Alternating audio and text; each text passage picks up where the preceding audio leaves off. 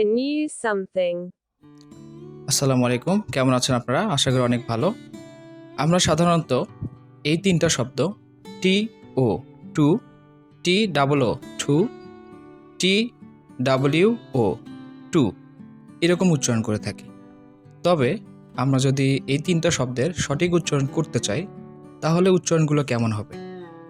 আচ্ছা, আমরা যদি এই তিনটা শব্দের সঠিক উচ্চারণ করতে চাই তাহলে উচ্চারণের দিক থেকে কোনো পার্থক্য হবে না।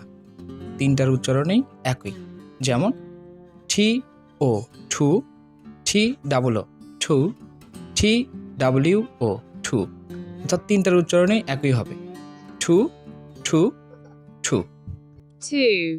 Two. আচ্ছা, এখন আমরা কখন বুঝবো কোনো বাক্যে টি ও এটা আছে, টি ডাবল ও এটা আছে, নাকি টি ডাব্লিউ ও এই টু আছে? সেক্ষেত্রে আমাদের বুঝতে হবে, আমাদের উদাহরণ থেকে এটা বুঝতে হবে। অর্থাৎ আমরা যখন কোনো উদাহরণ দেখব তখনই আসলে আমাদের কাছে এটা পরিষ্কার হয়ে যাবে। যেমন ধরুন, I am going to university.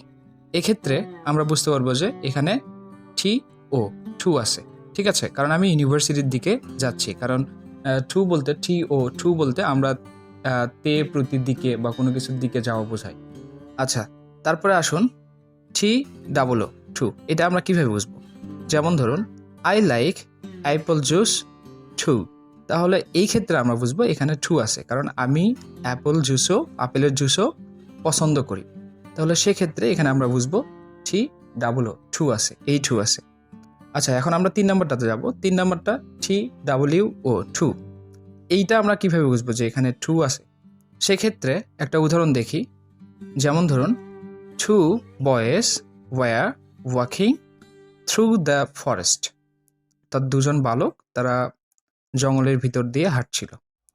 তাহলে এই ক্ষেত্রে আমরা বুঝবো এখানে সংখ্যা বোঝাচ্ছে, এখানে টি ডাব্লিউ ও টু, এই টু ব্যবহার করা হয়েছে। তাহলে আমরা উদাহরণ থেকেই আসলে বুঝতে পারবো, বা কোনো বাক্য থেকে, কোনো সেন্টেন্স থেকে আসলে আমরা বুঝতে পারবো যে এখানে টি ও টু ব্যবহার করা হয়েছে, নাকি টি ডাব্লিউ ও টু ব্যবহার করা হয়েছে, নাকি টি ডাব্লিউ ও টু, এই টু ব্যবহার করা হয়েছে। এখন আমরা দেখব কখন টি এইচ ই এর উচ্চারণ দাও হবে, কখন টি এইচ ই এর উচ্চারণ দি হবে।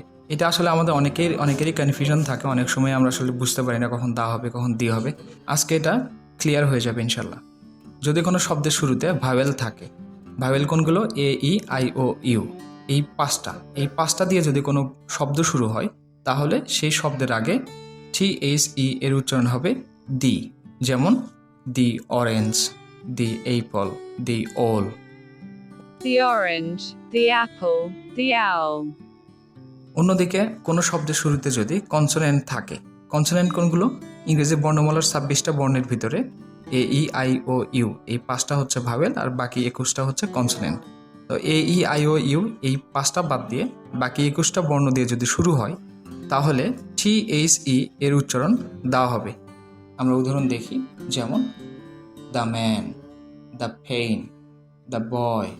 The man, the pen, the boy. তো আজকে এই পর্যন্তই, ভালো থাকবেন সবাই, আল্লাহ হাফেজ।